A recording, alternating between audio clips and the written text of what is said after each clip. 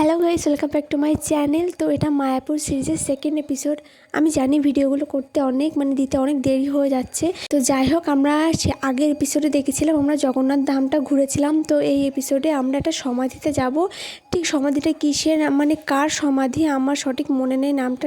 তো যাই হোক, যাওয়ার পথে আমরা একটা শিব মন্দির ছিল। তো এখানে দেখো এটা বোধহয় ষষ্ঠী গাছ হবে। কত লোকে নিজের মনস্কামনা পূরণের জন্য কত ভাড়া বেঁধে থুয়েছে। তো আমি ভাড়া বেঁধবো বলে আমার ননদারটা ইট খোঁজার জন্য এদিক ওদিক গিয়েছিলো, কিন্তু জায়গাটা এতটাই পরিষ্কার পরিচ্ছন্ন ইটের টুকরোও পাওয়া গেল না। তো এখানটা কিছুটা ঘুরলাম, ওইখানে একজন প্রণাম করছিল, আমরাও খানিকটা প্রণাম করে নিয়ে এখানে যে সব হাতের কাজগুলো ছিল, যেসব সুন্দর মূর্তিগুলো ছিল, এগুলোর নিশ্চয়ই কোনো কাহিনী ছিল। প্রভুপাদ ছিল, এখানেও জগন্নাথ ছিল, সেগুলো দেখে আমরা বেরিয়ে গেছিলাম। এই যে সেই সমাধির স্থানটায় আমরা চলে এসেছি। এই জায়গায় সবথেকে ইন্টারেস্টিং ব্যাপার যেটা ছিল সেটা হচ্ছে গাছটা একদম শুকিয়ে গেছিলো, কিন্তু গাছে অনেক বাদুড় ছিল। সে দেখলেই ভালো লাগছিলো। আর আমি বাদুড় দেখতে ভয় পাই, কারণ ছোটোবেলায় একবার বাদুড়ে আমাকে মেরেছিল। তার জন্য আমি বাদুড়ের আশেপাশে তেমন যাই না।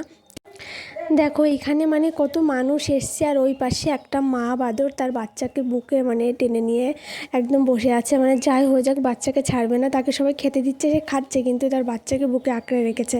তো বিষয়টা খুবই সুন্দর লাগছিল।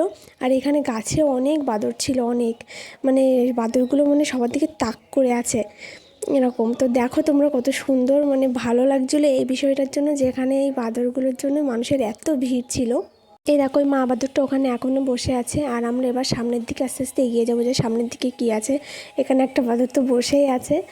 আর ওই পাশে অনেকেই কি ধূপ প্রদীপ এগুলো 10 টাকা দিয়ে সেল করছিলো, বলছিল এগুলো নিয়ে সমাধিতে দিলে অনেক মনস্কামনা পূর্ণ হয়। তো ওইগুলো আমরা দেখছিলাম। তারপরে এই সাইডে অনেক বাদুড় ছিল। আমরা গেছি এখানে জাস্ট বাদুড়ই দেখার জন্য। আমি তো হা করে তাকিয়ে দেখছি, যেন কতকাল দেখি না, এরকম একটা বিষয়।